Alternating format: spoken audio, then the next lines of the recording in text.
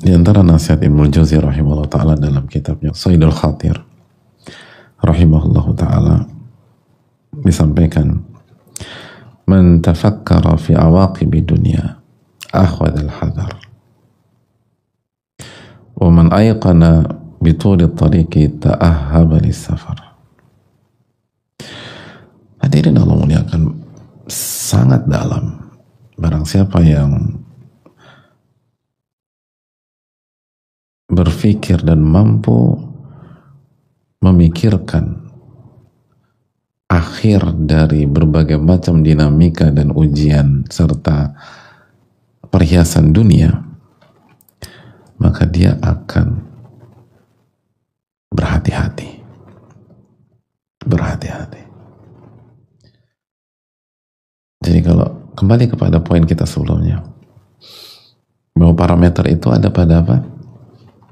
Ada pada ending, ada pada akhir.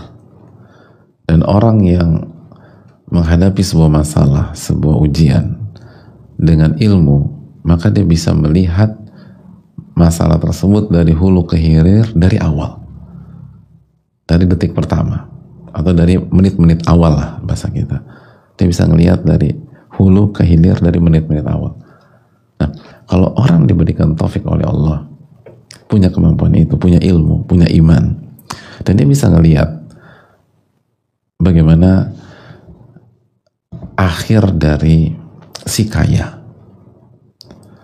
tapi nggak beriman dan bertakwa kepada Allah, akhir dari si pemberani tapi nggak beriman dan tidak bertakwa kepada Allah, hasil dari atau akhir dari si tampan dan si cantik tapi tidak beriman dan bertakwa kepada Allah, akhir dari si cerdas dan si jenius, si pintar tapi tidak beriman dan bertakwa kepada Allah. Kalau dia bisa melihat akhir dari semua itu, akhir dari punya anak atau akhir dari tidak punya anak, dan mereka tidak beriman dan bertakwa kepada Allah, tidak punya ilmu, akhir dari tadi si kaya si miskin, si populer dan yang nggak populer, dan mereka nggak beriman dan bertakwa kepada Allah. Kalau dia bisa baca akhir dari itu semua, maka apa yang terjadi? Kata Allah, akhwadhal hadar, maka dia akan hati-hati.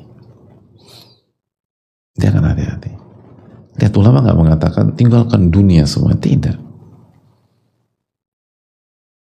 Karena ulama tahu di antara hadis Nabi SAW, ni'mal mali salih lil mar'i salih, sebaik-baik harta yang halal itu di tangan orang soleh.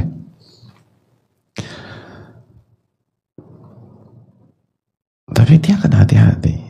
Akhwadhal hadar, dia nggak akan bebas gitu, dia nggak akan lepas gitu di hidupnya, dia nggak akan udah pokoknya jalanin aja, udah nggak usah dipikirin, tenang aja. Enggak demikian.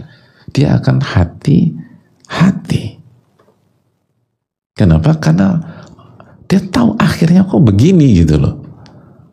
Kok akhirnya nggak sesuai dengan ekspektasi awal. Akhirnya nggak sesuai dengan prediksi mereka. Akhirnya itu tidak seindah yang dimimpikan oleh mereka ketika memulai perjalanan itu. Orang yang dari miskin, fakir, nggak punya apa-apa, lalu punya mimpi jadi orang kaya misalnya, tapi dia lupa tentang ilmu, lupa dengan iman, lupa dengan ketakwaan. Akhirnya dia nggak miliki itu, tapi yang penting jadi kaya. Kenapa dia? Karena dia punya harapan, dia punya mimpi, dia punya keinginan. Enak kalau dia orang kaya akan begini. Begitu dia jadi kaya, nggak kejadian semua mimpi-mimpinya itu, atau inti dari mimpinya. Mungkin kejadian 1, 2 atau beberapa hal, tapi esensi dari kehidupan dia nggak dapat. Akhirnya tuh nggak sesuai. Nah, sekali lagi, seorang mukmin yang punya ilmu dan bisa baca itu, dia kan hati-hati, nggak sesuai. Orang yang awalnya biasa-biasa aja, terkesan secara pendidikan atau skill nggak punya, tapi dia bilang saya akan buktikan, saya akan belajar, saya akan jadi orang pintar sehingga nggak ada orang yang bisa meremehkan saya.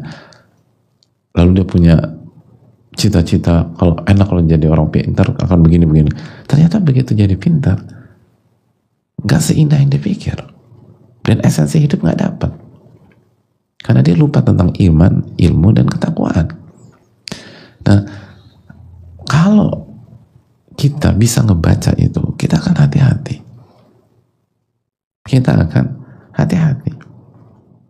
Kenapa? Karena itu tadi Allah berfirman, yang punya dunia berfirman, wa mal hayatud dunya illa mata'ul ghurur. Dan tidaklah kehidupan dunia kecuali perhiasan yang menipu dan mengecoh. Karena hasil akhirnya tidak sesuai dengan ekspektasi di awal, dikecoh dan ditipu kita. Kesenangan yang menipu. Dalam surat Al-Hadid ayat 20. Gimana? Dan kata para ulama, dan apabila seseorang itu yakin bahwa perjalanan kehidupan ini masih jauh, dan setelah kehidupan dunia ada kehidupan di alam barzakh, lalu setelah alam barzakh ada kehidupan di akhirat, maka dia akan persiapan matang. Dia nggak habis-habisan di dunia karena dia itu masih jauh. Dia nggak akan habis-habisan di dunia. Ketika hadiran keluar negeri, overseas misalnya, lalu punya rencana ke 10 negara, lalu tibalah di negara yang pertama. Memang ada budget untuk belanja, untuk beli oleh-oleh atau buat beli.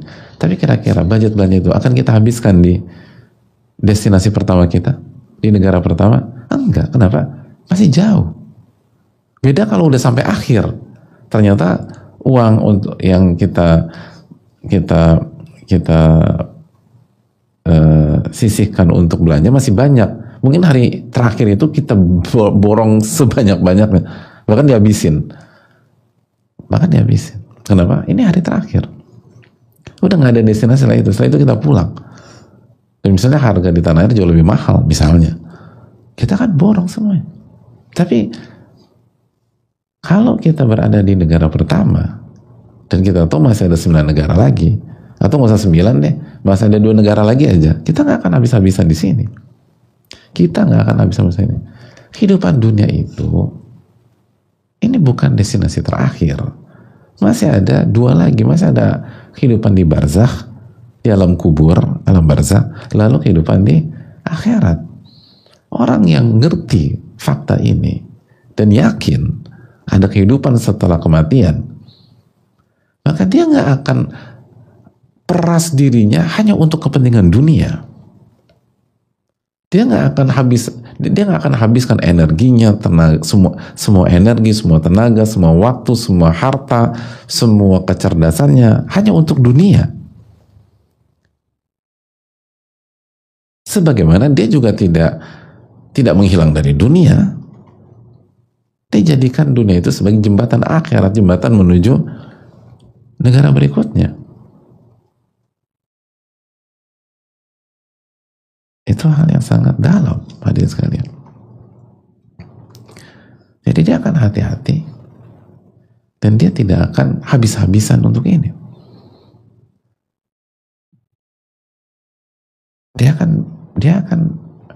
Dia akan hidup di dunia, tapi dia hati-hati. Jadi hidup di dunia, dia hati-hati biar nggak jatuh ke dalam dosa dan tidak menggagalkan perjalanan berikutnya, dan dia akan persiapan untuk destinasi berikutnya. Itu yang harus kita renungkan. Dan mulailah di Ramadan ini. Hati-hati.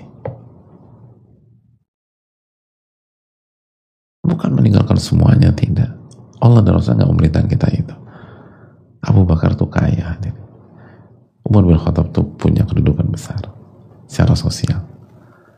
Utsman bin Affan kaya. Tapi hati-hati. siapa